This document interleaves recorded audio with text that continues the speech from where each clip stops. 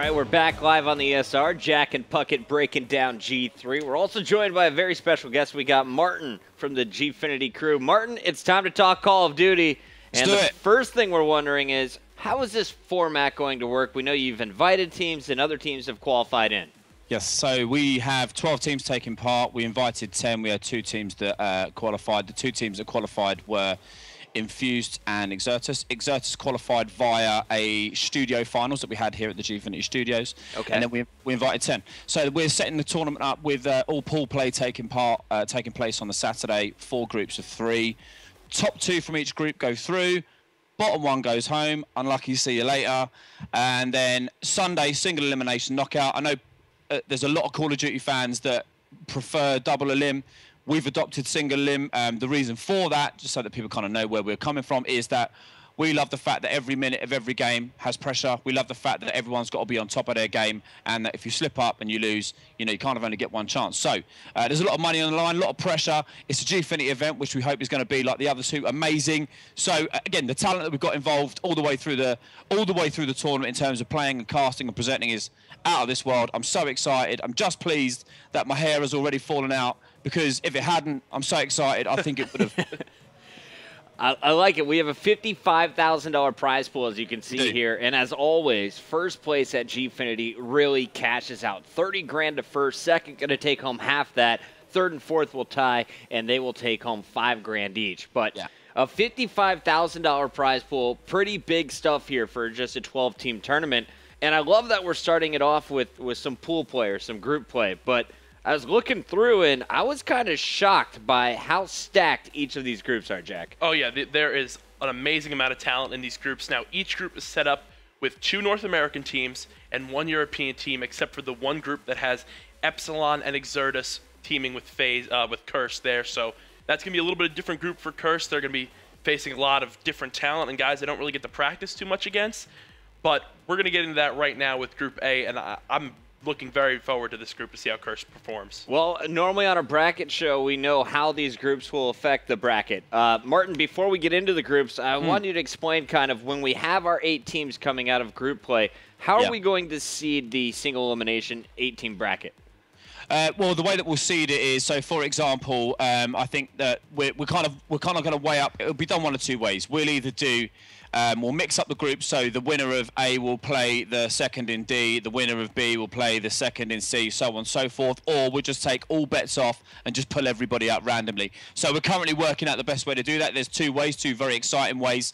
Obviously, whichever way we do it, it's going to make for an amazing tournament, especially an amazing second day.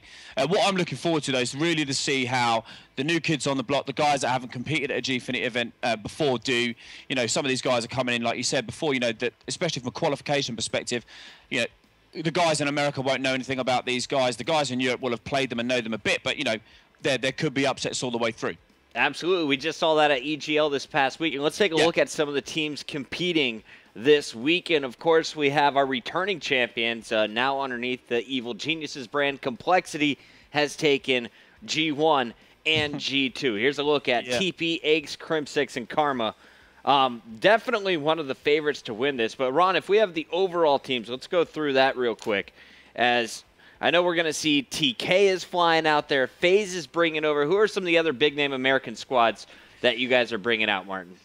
We've got Curse, we've got MV, we have a massive delegation of Optic coming over in the form of Optic Gaming and Optic Nation. And then, yeah, inside EG, TK, you know, pretty much we've got the cream of the crop. In terms of Europe, Epsilon, Exertus, TCM, Vitality, and Infuse. So it's a stacked lineup all the way through. I love it. So let's get right into it with Group A. We're going to do some predictions here, but let's reintroduce you to Group A.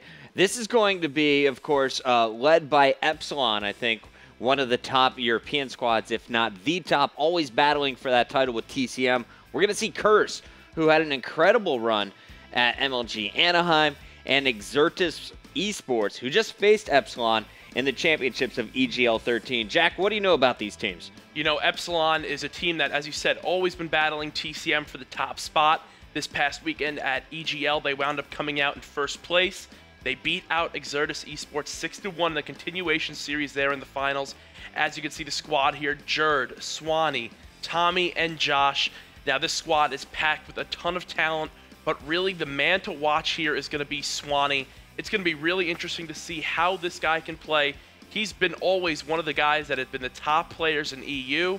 He's performed very well in Ghosts, and we're not going to see anything different come Gfinity this weekend. I really think that Epsilon is going to do a great job in this pool here, but we'll have to see who comes out on top. You know, to be completely honest, I thought Swanee had one of his worst tournaments at Anaheim. I saw Tommy trying his best. I saw everyone else playing kind of up to their normal par. I thought Swanee was slacking, but I'm excited to see after his big weekend at EGL, how is he playing? His land, he's back in his home country. How will he be faring? The other team coming out of the UK is Exertus. And Martin, what should us American fans be looking out for when Exertus gets on the main stage? You know, they take no prisoners. One of the things we saw here at the Gfinity Studios when we did the 4-team qualifier is that they literally just went out and battered people. They were up against Shane and the Lightning Pandas. They weren't overawed by that at all. They literally just went out, focused, were communicated incredibly well, were unbelievably aggressive, and just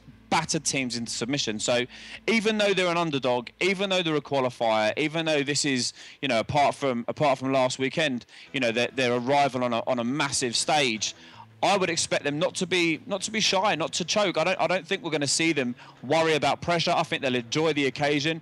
They got a player in Reedy who just, I don't think he everyone says Jared does what he wants. Reedy does what he wants, and I think he'll. And I literally think it would be over presumptuous to say they're going to go on and get in the money. We hope they do as well as possible from an EU perspective. However, I think they'll give a good showing of themselves. Even if the results don't go their way, I think, from an individual point of view, the four boys will kind of announce themselves to a massive audience. Well, to be honest, I can't wait to see this team. I mean, Petey from TCM really opened my eyes to some of the new European talent. And then just hearing Robs' name constantly before Call of Duty Championships, and now Endura's name after his performance this weekend at EGL. I think this, like you said, a team that a lot of people should keep their eyes on. The other third contestant in this pool, though, is Curse NA. Yeah, Curse is really a squad that they performed very well at MLG Anaheim, and I think that they're going to have an upper hand here this weekend as they got an extra practice just last week on LAN at AEL. Now, they wound up finishing second place, but as you can see, this squad here, Enable, Tipsy, Mochilla, and Burnsoff, they all live in a house together. They've been getting a ton of practice in.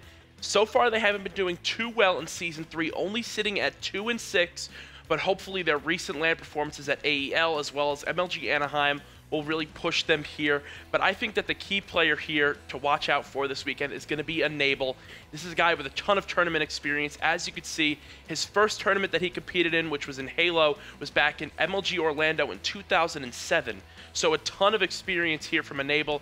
If he can really step up for his squad, he had a couple shaky plays at Anaheim where he was a part of the top 5 fails there. If he can really step it up, I can actually see Curse coming out on top in this group and really performing well. All right, so it's that time, guys. I think we should just go ahead and give our predictions here for this first group.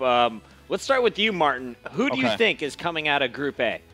Epsilon and Curse. I think it's a tournament too soon for Exertus. Like I said before, I think they'll do well. I think they'll give a great account of themselves.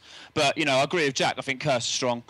We all know what Epsilon are capable of, and I think it's those two that we see go through to the Sunday. And I see here on our graphic that you have Epsilon winning the group. Do you think in that head-to-head, how close is it, and is it going Game 4, Game 5? What's the scenario? How does it break down? I think it goes Game 5. I think if we've learned anything from Epsilon, it's one, they're undoubtedly talented. I said, but and two, that sometimes they like to kind of take us to the edge of our seats and the edge of our fingernails and stuff like that. So I can see them starting very, very strongly. But Curse, obviously being as good as they are and having as quality lineup as they do, fighting the way back into that particular series. But Epsilon edging it. So I see Epsilon 1, Curse 2. All right, I like it. So, Jack, let's go with your predictions here, my friend. Who do you got taking Group A? Martin is quite the smart man because I couldn't agree more with him with these predictions here. I definitely think that Epsilon will come out on top in the group, definitely after their extremely strong performance here at EGL this past weekend. They're a squad that wants to prove that you guys are coming over to our home turf now. We're going to play well, and we're going to show that this EGL performance we just had was not a fluke. As you also said there, Martin, Exertus, I don't think they're going to be ready this event. We just had Curse and Epsilon both play very well this past weekend. Exertus did as well, but they're not going to be able to keep up the hype in my eyes. I think they're going to wind up falling off as this Curse team is going to take second place. And I think that in the Epsilon-Curse matchup, I think it's going to go 4 games as Epsilon's going to start things off very strong, taking the first 2. But then game 3, Blitz off. He's going to come out. Burns off is extremely strong in Blitz. He's been showing it time and time again. I think we're going to see him have a massive game. But then I think we're just going to see Epsilon take game 4. They're not going to be able to hang with them. And I think that that's how Group A is going to go for me.